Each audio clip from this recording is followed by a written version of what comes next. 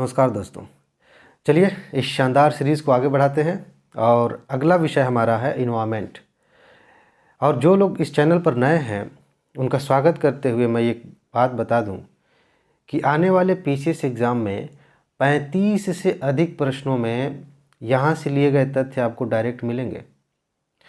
आप मेरी इस बात को वेरीफाई कर सकते हैं पिछले साल के जो क्वेश्चन पेपर्स हैं उनके साथ।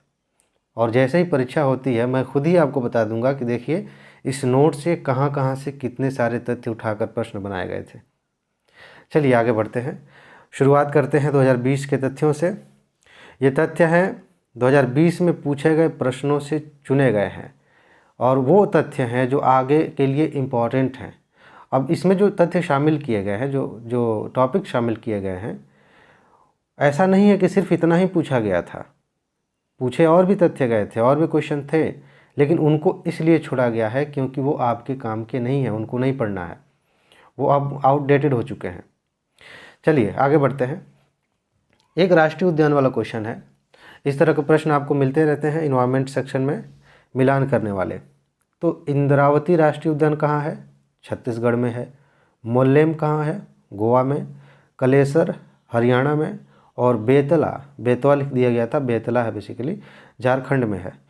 इस तरह से इसको आप याद करें, लेकिन मान के चलिए कि इससे दूसरे तरह का भी प्रश्न बन सकता है। जैसे पूछा जाए कि मोल्लेम राष्ट्रीय उद्यान कहाँ है और 4 ऑप्शन दे दें, छत्तीसगढ़, गोवा, हरियाणा, झारखंड, तो उसका आंसर गोवा कैसे बताएंगे आप जब इसको याद करेंगे अच्छे से। चलिए आगे बढ़ते हैं। सुपोषण के बारे में बहुत बार प्रश्न पूछा गया है, आप देखेंगे यह तथ्य बार बार रिपीट होगा और इसी दौरान आपको यह रट भी जाएगा। कह रहा है कि यह जल में घुलित ऑक्सीजन को कम करता है। और अगला कथन है कि यह जल निकाय के पोषक तत्व संवर्धन की घटना है। ये दोनों बातें सही हैं। जिन्होंने सुपोषण टॉपिक नहीं पढ़ा है बस उनको थोड़ा सा मैं समझा देता हूँ।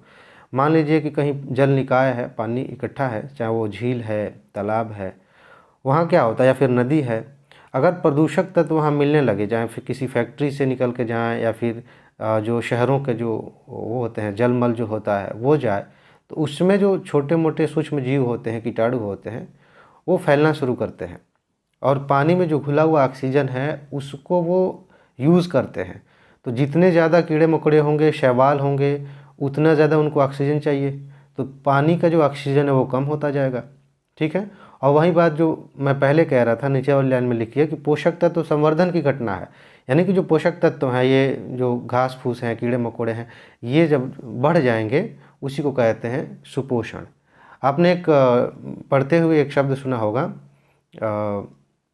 ब्लूम, शैवाल ब्लूम होता है, वो यही जब ज़्यादा बढ़ जाता है तो उसको हम एल्गी ब्लूम कहते हैं।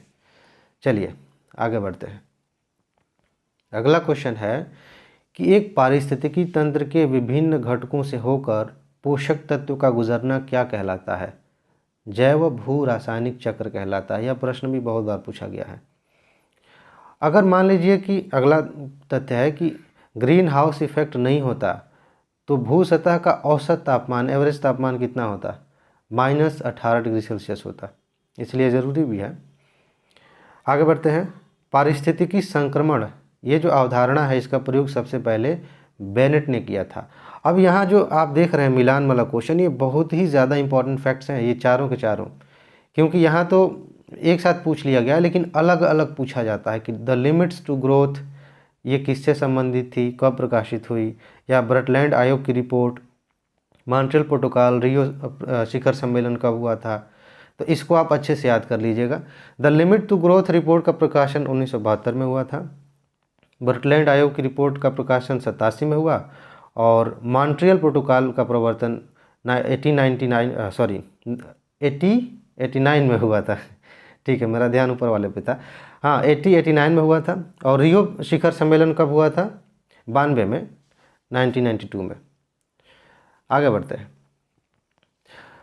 1987 में संयुक्त राष्ट्र में पर्यावरण से संबंधित आवर कॉमन फ्यूचर नामक रिपोर्ट जब प्रकाशित हुई, उसके बाद धारणीय विकास पर चर्चा शुरू हुई। तो इसका क्वेश्चन पूछा गया था कि जब रिपोर्ट प्रकाशित हुई तो किस पर चर्चा शुरू हुई? धारणीय विकास पर। आगे अब हम आ जाते हैं 2019 में। फिर देखिए क्वेश्चन पूछा गया सुपोषण का। यह जल निकाय के पोषक तत्व संवर्धन की घटना है। वही बात, बस लाइन एक ऊपर कर दी गई, अब पहले वाली को नीचे कर दी गई। और यह जल में घुलित ऑक्सीजन को कम करता है, मैंने आपको समझा दिया है। आगे बढ़ते हैं। मानव जनित गतिविधियों से जो पर्यावरण बनता है, परिवर्तित पर्यावरण होता है, उसको एंथ्रोपोजेनिक पर्यावरण कहते हैं। यह सिंपल क्वेश्चन पूछा जाएगा, लेकिन नहीं याद है तो नहीं कर पाएंगे। अच्छा, अगर आप भूमध्य रेखा से ध्रुव की ओर जाते हैं तो जातीय विविधता है, जो जैव विविधता है, उसमें कमी आएगी। जितने प्रकार की जातियाँ हैं उनमें कमी आएगी। जाहिर सी बात है, जहाँ उष्णता ज़्यादा होती है, आर्द्रता ज़्यादा होती है, वहाँ ज़्यादा जीव जंतु पनपते हैं, बढ़ते हैं। और उधर जाएंगे आप ध्रुवों की ओर तो जो है टेम्परेचर कम होगा, वनस्पतियाँ कम होगी और जलवायु थोड़ी कठिन होती जाएगी, तो जीव जंतुओं के लिए अनुकूल दशाएं वहाँ नहीं हैं। आगे बढ़ें तो वायु प्रदूषण के लिए जैविक सूचक का एक प्रसिद्ध उदाहरण है लाइकेन। यह क्वेश्चन भी बहुत बार पूछा गया है और इस सीरीज़ को पूरा करते करते आपको याद हो जाएगा। लाइकेन जो है वायु प्रदूषण का जैविक सूचक है। मिलान करने वाला एक क्वेश्चन पूछ दिया गया, सेम वही बात अलग अलग भी पूछा जाता है और आप देखेंगे इसके क्वेश्चन बहुत पूछे गए अलग अलग करके। तो वन्य जीव संरक्षण अधिनियम बना था 1972 में। प्रोजेक्ट टाइगर की शुरुआत 1973 में हुई थी और प्रोजेक्ट हाथी की शुरुआत हुई थी 1992 में और जैव विविधता अधिनियम बना था 2002 में। कथन कारण वाले क्वेश्चन हमने लिए हैं क्योंकि ये रिपीट होते हैं कई बार और इसमें आपको ये सारे जैसे शब्द हैं ना, बिना हिले डुले वहीं दिख जाएंगे आपको एग्ज़ाम में, तो इसको जैसे का तैसे आपको याद कर लेना है। कथन कह रहा है कि सतत विकास मानव समाज के कल्याण के लिए महत्वपूर्ण है और आर है कि सतत विकास से अभिप्राय ऐसे विकास से है जो भावी पीढ़ियों की ज़रूरतें पूरी करने की योग्यता को प्रभावित किए बिना वर्तमान समय की आवश्यकता पूरी करे। आप इतना समझ गए होंगे कि ये दोनों कथन सही हैं और व्याख्या भी सही है।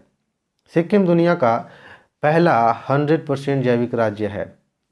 मैक्सिमम लोगों को यह तथ्य याद होगा और अच्छी बात है, याद होना भी चाहिए। यहाँ देखिए बहुत ही ज़रूरी इंपॉर्टेंट फैक्ट्स यहाँ पे देखिए। कार्टाजेना प्रोटोकॉल जैव सुरक्षा से संबंधित है। स्टॉकहोम सम्मेलन अनवरत जैविक प्रदूषकों को कम करने के लिए हुआ था और मॉन्ट्रियल प्रोटोकॉल का संबंध ओजोन परत जो उसका क्षरण हो रहा था उसे बचाने के लिए, और क्योटो प्रोटोकॉल का संबंध है ग्रीन हाउस गैस में कमी करने के लिए। ठीक है, आगे बढ़ते हैं। पारिस्थितिकी तंत्र में एक पोषी स्तर से दूसरे पोषण स्तर में जब स्थानांतरण होगा तो ऊर्जा की मात्रा घटती जाती है। जब कोई बकरी खाएगी घास को तो जितनी ऊर्जा मिलेगी उस बकरी को फिर अगर शेर खाए तो उससे थोड़ी कम ऊर्जा मिलेगी। इसको आपने पढ़ा होगा, इसको 10% का नियम भी कहते हैं। आगे, नील हरित शैवाल नाइट्रोजन निर्धारण से संबंधित है। ठीक है, इसको याद रखिए। और वैश्विक 500 पुरस्कार पर्यावरण के क्षेत्र में दुर्लभ उपलब्धि के लिए दिया जाता है। ये पूछा जाएगा, सिंपल सी बात है कि यह पुरस्कार किस क्षेत्र में दिया जाता है, तो पर्यावरण के क्षेत्र में दिया जाता है। चलिए आगे, भारत में जो पश्चिमी घाट है वो सबसे अधिक जैव विविधता संपन्न क्षेत्र है। यह प्रश्न भी आपको बहुत बार मिलेगा। चलिए, और समृद्धि की सीमा लिमिट्स टू ग्रोथ की अवधारणा का प्रतिपादन क्लब ऑफ रोम द्वारा किया गया था। इसकी बैठक आई थिंक 1972 में हुई थी, देख लीजिएगा। लेकिन ये फिलहाल जो क्वेश्चन है ये तथ्य इसको याद रखना है कि जो समृद्धि की सीमा की अवधारणा थी उसका प्रतिपादन क्लब ऑफ रोम ने किया था। चलिए आ गए हम 2018 में। यहाँ देखिए क्या क्या प्रश्न पूछे गए हैं, उनका निचोड़ यहाँ दिया गया है। फसली भूमि जो होती है वो मानव जनित जीवों का उदाहरण है। आगे अगला क्वेश्चन, जो दाचीगाम राष्ट्रीय उद्यान है वो हंगुल के लिए प्रसिद्ध है, इसको कश्मीरी स्टैग भी कहते हैं। आगे बढ़ते हैं। 22 मई को जैव विविधता दिवस मनाया जाता है। देखिए अलग से पूछा गया है ना, अब मिलान के लिए भी पूछा जा सकता है। बहुत सारे तिथियां दी गई होंगी और मिलान करना है कि किस तिथि को कौन सा दिवस मनाया जाता है, तो इसको याद रखना है। सूर्य के प्रकाश से पराबैंगनी विकिरण अभिक्रिया जो होती है उससे ओजोन पैदा होती है। आगे फिर मिलान करने के लिए दे दिया। राष्ट्रीय उद्यान है, बांदीपुर राष्ट्रीय उद्यान कहाँ है, कर्नाटक में है। मानस वन्यजीव अभ्यारण्य कहाँ है, असम में। पेरियार वन्यजीव अभ्यारण्य केरल में है और सिमलीपाल राष्ट्रीय उद्यान है ओडिशा में। चलिए आगे बढ़ते हैं। इस पे प्रश्न बनेगा कि वर्तमान जनसंख्या के सुखों का परित्याग किए बिना भविष्य के लिए ऊर्जा तथा अन्य संसाधनों की बचत संपोषणीय विकास अवधारणा की परिभाषा है। सही बात है। और अभी हमने एक देखा था प्रश्न कथन कारण वाला, इसी पे क्वेश्चन पूछा गया था ना, थोड़ा सा घुमाया गया था, तो इसको ध्यान रखिए। ग्रीन पीस इंटरनेशनल का मुख्यालय एम्स्टर्डम में है, एक सिंपल क्वेश्चन बन जाएगा इसका। और उष्णकटिबंधीय वर्षा वनों की प्रजाति विविधता सापेक्षतः काफ़ी अधिक होती है। ये प्रश्न बहुत बार पूछा गया। यहाँ एक चीज़ समझने वाली है, अगर विकल्प में दिया है उष्णकटिबंधीय वन और इसके अलावा 3 ऑप्शन अन्य हैं, लेकिन उन 3 ऑप्शंस में प्रवाल भित्ति नहीं है, तब तो ये सही है। लेकिन अगर प्रवाल भित्ति हो तो थोड़ा सा डाउट है। हालांकि फिर भी इसको ज़्यादा सही माना जाएगा, आज तक आयोग ने इसी को सही माना है। लेकिन किताबों में अक्सर मिलता है कि जो प्रवाल भित्तियाँ हैं वहाँ पे ज़्यादा विविधता पाई जाती है। हालांकि ये दोनों ऑप्शन एक साथ आपको नहीं मिलेंगे, ज़्यादा टेंशन लेने की ज़रूरत नहीं है। ये याद रखिए कि सबसे ज़्यादा विविधता उष्णकटिबंधीय वर्षावनों में होती है। यह क्वेश्चन आपको अभी दिखेगा बार बार। आगे बढ़ते हैं। जलवायु परिवर्तन पर संयुक्त राष्ट्र का सम्मेलन जो COP21 हुआ था वो 2015 में पेरिस में हुआ था। इस पर सिंपल क्वेश्चन बनेगा। और यहाँ देखिए, यह कई बार रिपीट किया गया है कि जलवायु परिवर्तन पर भारत की प्रथम राष्ट्रीय कार्य योजना कब शुरू की गई थी? 2008 में शुरू की गई थी। अगला क्वेश्चन, इंसिनरेटर का प्रयोग किसके लिए किया जाता है? कूड़ा कचरा जलाने के लिए किया जाता है। और यहाँ देखिए, जो डाइक्लोफिनेक है, दर्द निवारक दवा है, पशुओं को दी जाती है। इससे गिद्धों को सबसे ज़्यादा नुकसान है। तो भारत में लगभग गिद्ध विलुप्त होने के कगार पे हैं इसी के कारण। तो इसे आप याद रखिए, डाइक्लोफिनेक। आगे बढ़ते हैं हम। आगे 2017 में कौन सी बातें हमें ध्यान रखनी है? देखिए यहाँ पे दिन वाला आ गया ना, मिलान करने के लिए। 5 जून को विश्व पर्यावरण दिवस मनाया जाता है। 22 अप्रैल को पृथ्वी दिवस मनाया जाता है।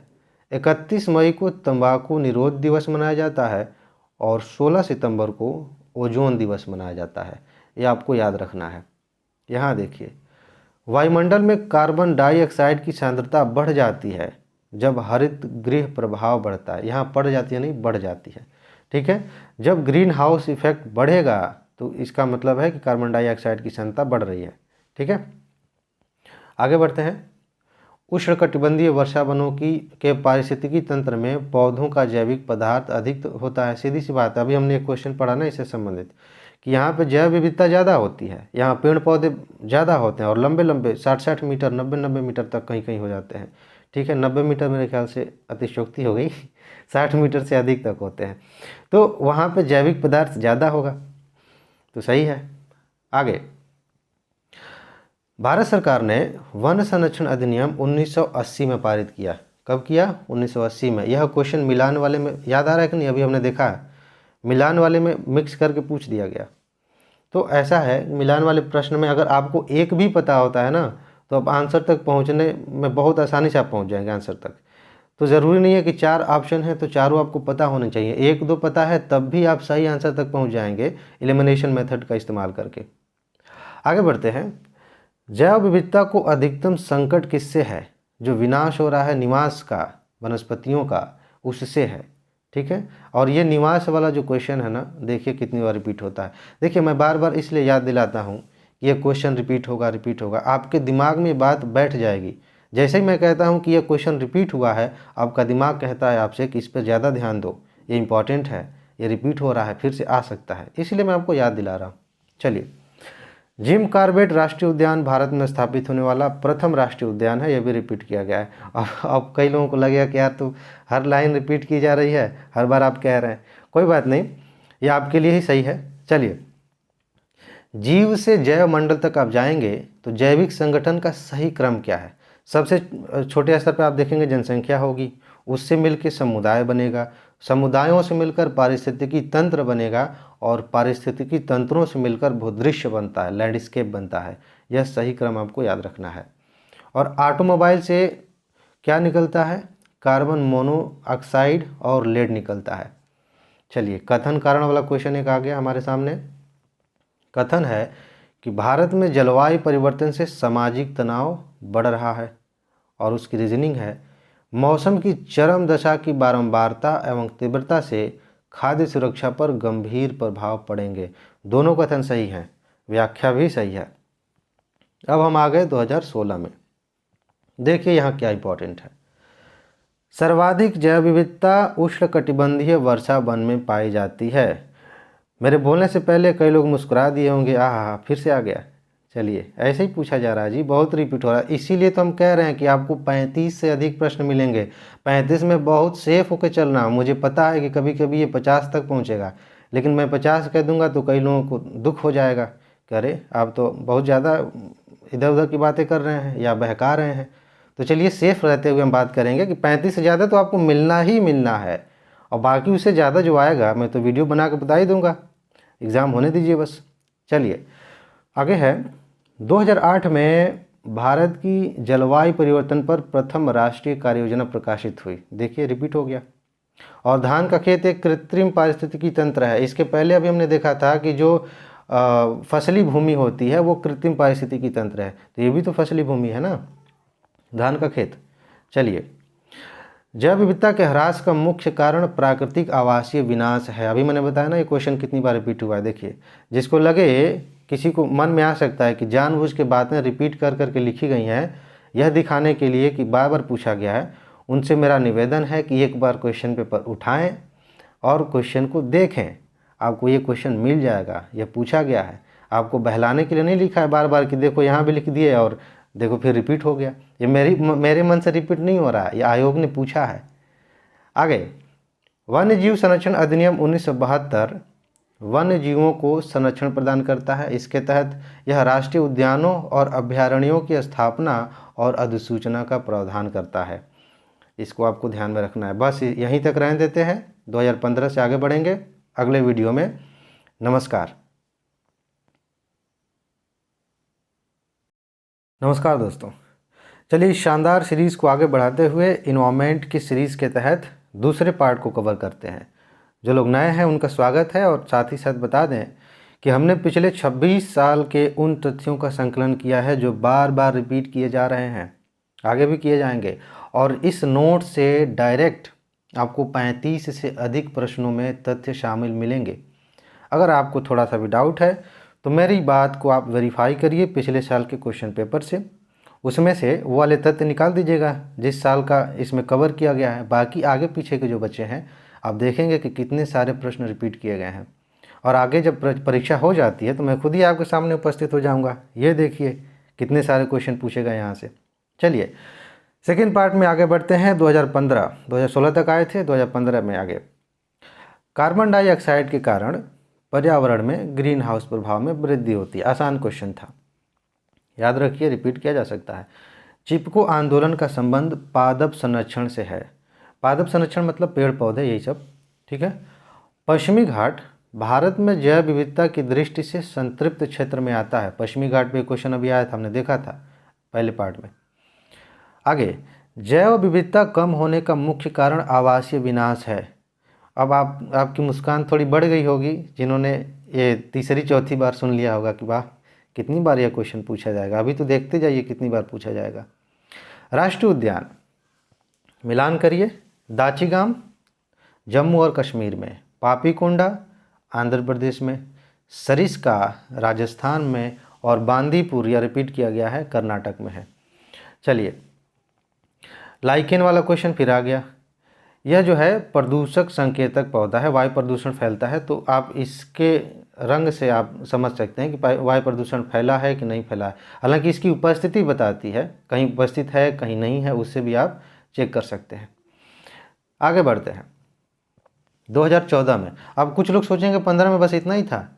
अरे उतना ही नहीं था, ये सिर्फ वो तथ्य हैं जो आपके काम के हैं, बाकी तो छांट के निकाल दिया गया। तभी तो हम कहते हैं कि ये जो बचा है घोल के पी जाइए, एकदम मथ के घी निकाल के दे रहे हैं आपको, और यहाँ से क्वेश्चन तो आने ही आने हैं। चलिए 2014 में, पर्यावरण का संतुलन बनाए रखने के लिए वनों के अंतर्गत कितनी भूमि होनी चाहिए?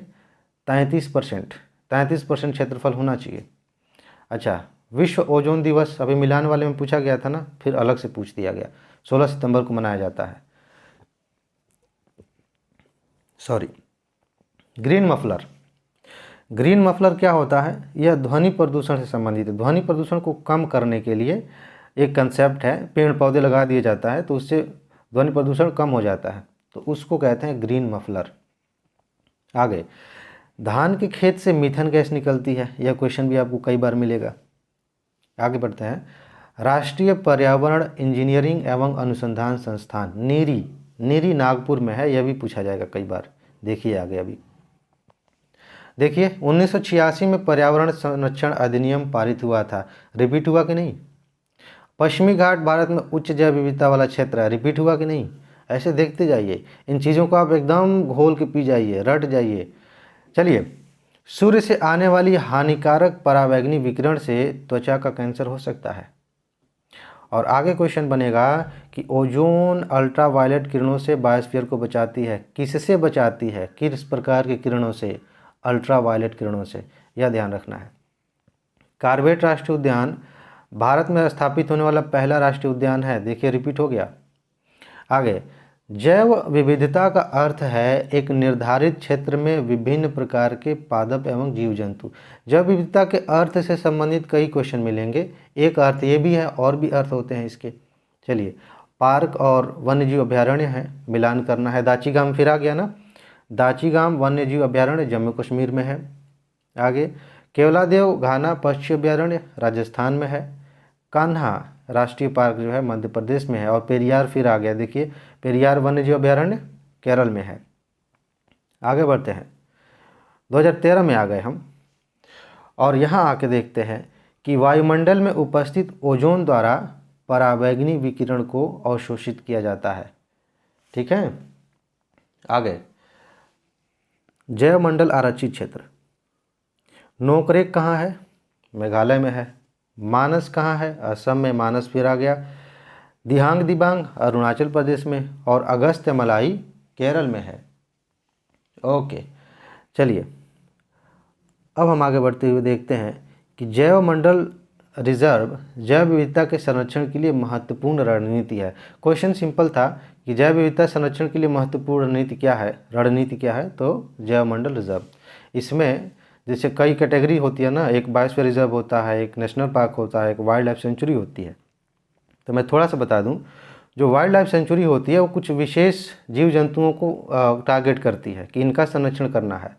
जो नेशनल पार्क होता है वो थोड़ा छोटा होगा बायोस्फीयर रिजर्व की तुलना में, और वहाँ पे जो भी उसके अंदर होगा, जो जीव जंतु हों, पेड़ पौधे हों, उन सब का संरक्षण होता है, और इंसान को वहाँ कोई मानवीय गतिविधि करने की इजाज़त नहीं होती। ठीक है, अब कोई ये रह नहीं सकता, कोई वहाँ भेड़ बकरी नहीं चरा सकता, ये सब प्रतिबंधित होता है। लेकिन जो जैव मंडल रिजर्व है एक बड़ा कंसेप्ट है, इसके अंदर वाइल्ड लाइफ सेंचुरी भी समाहित हो सकता है और नेशनल पार्क भी समाहित हो सकता है, और इसके परिधि क्षेत्र में लोग रह भी सकते हैं। जैसे जनजातियाँ जंगलों में रहती हैं, वो रह सकते हैं, अपना खेती बाड़ी कर सकते हैं। हालांकि और कुछ रिस्ट्रिक्शंस होते हैं कि आप उद्योग नहीं लगा सकते या कुछ और गतिविधियाँ। ठीक, आगे बढ़ें। पारिस्थितिकी तंत्र के जैविक घटकों में जो पौधे हैं वो किस स्तर पे आएंगे? उत्पादक कहलाएंगे, उत्पादक घटक के तहत आते हैं। कथन कारण वाला क्वेश्चन देखिए ज़रा। कथन कह रहा है कि मरुस्थल शाश्वत ऊर्जा उत्पादन के प्रभावकारी स्रोत हो सकते हैं। ठीक है, बढ़िया है। और इसकी रीजनिंग है कि जितनी ऊर्जा मानव जाति एक वर्ष में उपभोग करती है उससे अधिक ऊर्जा मरुस्थल 6 घंटों में सूर्य से प्राप्त कर लेते हैं। दोनों सही है, व्याख्या भी सही है। आगे बढ़ते हैं।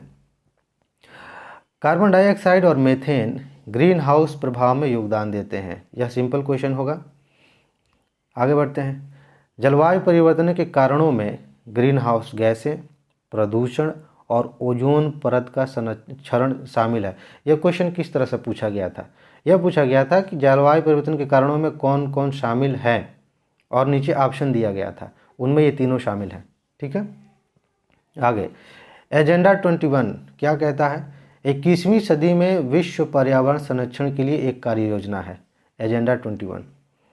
आगे, अम्ल वर्षा जो है वो नाइट्रस ऑक्साइड और सल्फर डाइऑक्साइड द्वारा वायु प्रदूषण के कारण होती है। अम्ल वर्षा पे आपको बहुत क्वेश्चन मिलेंगे, स्पेशली साइंस में मेरे ख्याल से इससे ज़्यादा क्वेश्चन मिलेंगे आपको, उसको हम कवर करेंगे, आप देखेंगे। अवधारणा किसने दी थी?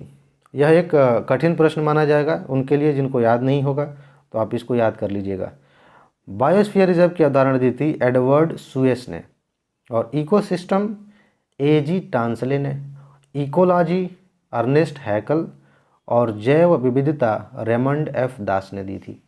इसको आपको याद कर लेना है, नोट आपको मिल जाएगी पीडीएफ, एकदम निश्चिंत रहिए। 2012 में आ गए इको मार्क, उन भारतीय उत्पादों को दिया जाता है जो पर्यावरण के प्रति मैत्रीपूर्ण होते हैं, पर्यावरण को नुकसान नहीं पहुंचाते। चलिए, आर्द्र भूमि उपयोगी है, किस लिए उपयोगी है? यहाँ देखिए, पोषक पुनर्प्राप्ति और चक्रण के लिए उपयोगी है, पौधों द्वारा अवशोषण के माध्यम से भारी धातुओं को अवमुक्त करने के लिए उपयोगी है, और तलछट रोककर नदियों का गादीकरण कम करने के लिए उपयोगी है, यानी कि गाद नहीं इकट्ठा होगा। अगर आर्द्र भूमि ना हो तो सारा मिट्टी का कटाव होता जाए और जाकर नदियों में इकट्ठा होता जाए, तो उसको भी यह रोकती है। तो यहाँ देखिए, विश्व पर्यावरण दिवस 5 जून को मनाया जाता है, रिपीट हो गया। चलिए, भोपाल में भारतीय वन प्रबंधन संस्थान की स्थापना की गई है। पूछा जाएगा कि भारतीय वन प्रबंधन संस्थान कहाँ है? भोपाल में है। और 2 विभिन्न समुदायों के बीच का क्रांतिक क्षेत्र, संक्रांति क्षेत्र, मतलब संक्रमण क्षेत्र जो होता है, उसे हम इकोटोन कहते हैं। ओके, इकोटोन पे क्वेश्चन पूछा जा सकता है। आगे देखिए, आर्सेनिक जो है भूमिगत जल को प्रदूषित करने वाला अजैविक प्रदूषक है। अब प्रश्न इस तरह का होगा कि भूमिगत जल को प्रदूषित करने वाला अजैविक प्रदूषक है, और 4 ऑप्शन है, उसमें से एक होगा आर्सेनिक। चलिए, ये क्वेश्चन रिपीट हुआ है, देख लीजिए, याद होगा आपको। पारिस्थितिकी तंत्र में तत्वों के चक्रण को क्या कहते हैं?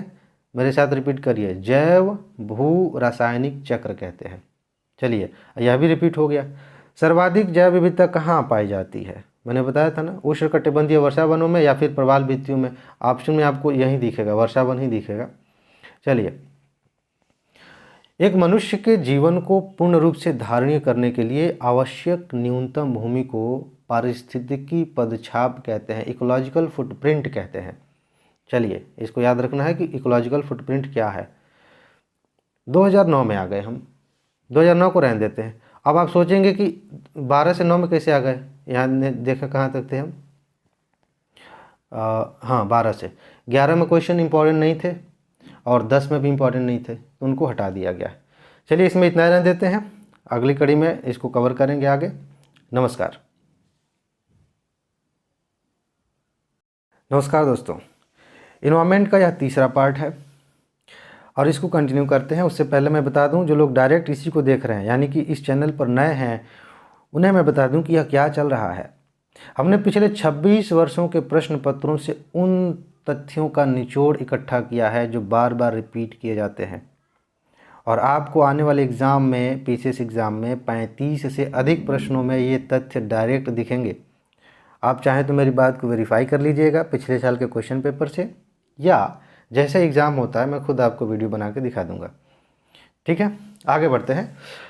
अगला क्वेश्चन है कि वैश्विक तापन के असर को इंगित करते हैं, यानी कि क्या क्या होगा। तो हम जानेंगे कि ग्लोबल वार्मिंग हो रही है, हिमानी का पिघलना, वेरी गुड। सागरीय तल में उत्थान, जब हिमानी पिघलेगी, जल अधिक होगा तो सागरीय तल में वृद्धि तो होगी ही, और मौसमी दशाओं में उत्परिवर्तन होगा, और ग्लोबल तापमान में वृद्धि होगी। एक सेकंड,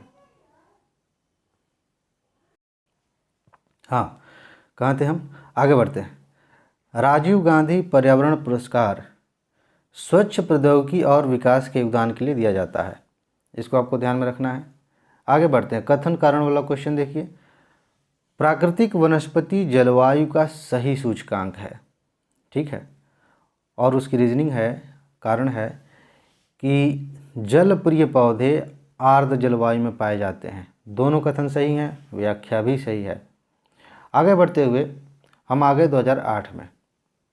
यदि रेफ्रिजरेटर के दरवाजे को खुला छोड़ दिया जाए तो कमरे का तापमान बढ़ जाएगा, क्योंकि उसमें जो फ्रेयान गैस होती है वो बाहर निकलती है और कमरे को गर्म कर देती है। ये गैस का नाम याद रखना है आपको।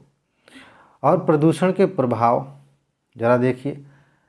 कार्बन मोनोऑक्साइड से लीवर और किडनी को क्षति होती है।